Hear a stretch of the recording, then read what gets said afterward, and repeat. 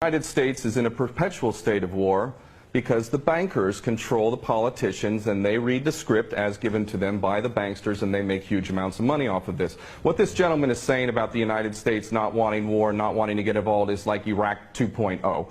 It's a repeat of the same rubbish that was said, oh, we don't want war, war is a last resort. That's absolutely untrue. It's a lie.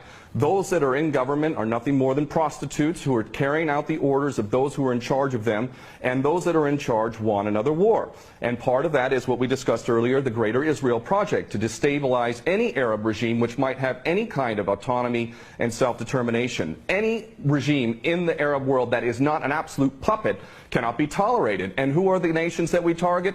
Those that are not puppets. We don't target those like the Saudi regime, which is the biggest human rights violator in that region. It's cutting off people's heads in public, cutting off hands. It is the most grotesque regime on the planet, and yet we give that regime weapons and it's no problem whatsoever. The duplicity and hypocrisy of the United States and the West can't even be measured. It is so enormous. And these mouthpieces, such as this gentleman in Washington, is only doing a disservice to himself and his country. And the fact is that American sons and daughters will get involved in this yet again, and these chicken hawks who are pretending to care about the Syrian people are going to be sacrificing not their own sons and daughters. I would like this man to send his sons and daughters and his grandchildren off to Syria when this turns into a greater conflict, because this is what we're flirting with, is a world war, a third world war. This is not a joke. We are flirting with a third world war on the basis that apparently we care so much about the Syrian people, just like we care so much about the Iraqi people and the Afghani people.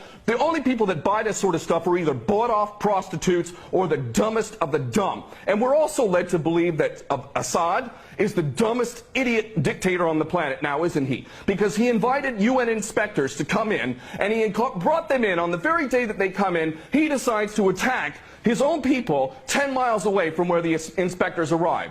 This is beyond ridiculous, and the only people that buy this, again, are bought-off prostitutes or the dumbest of the dumb.